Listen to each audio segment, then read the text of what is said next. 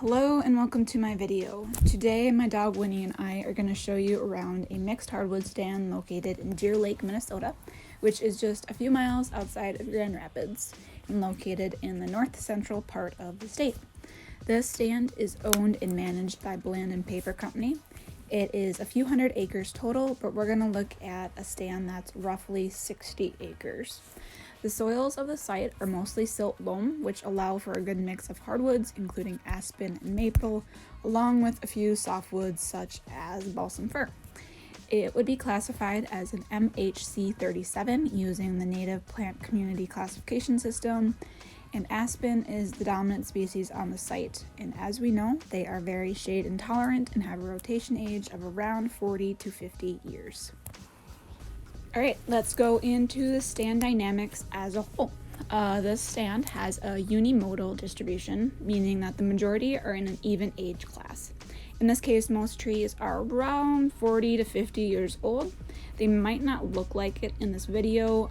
That's because the site is actively being harvested, so my access was limited. Apparently, you have to wear the proper PPE, and I did not pack it.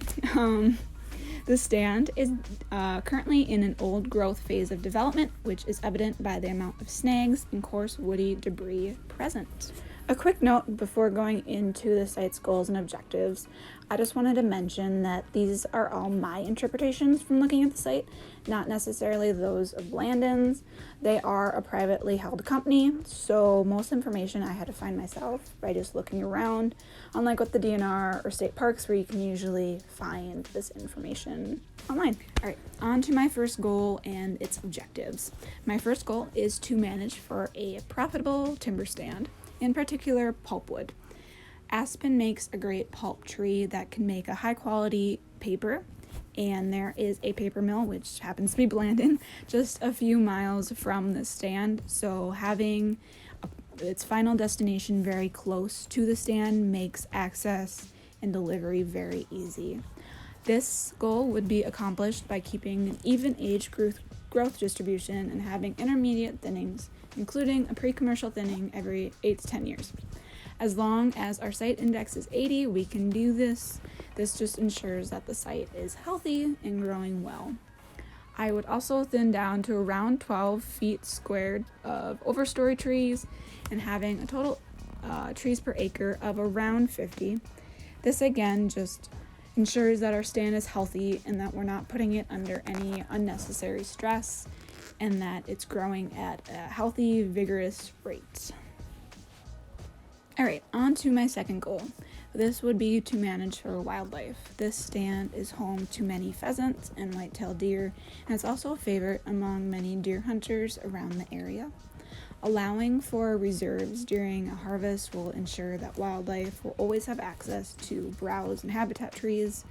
Also, by leaving snags and coarse woody debris during a harvest, that can add protection for different animals as well as nesting sites.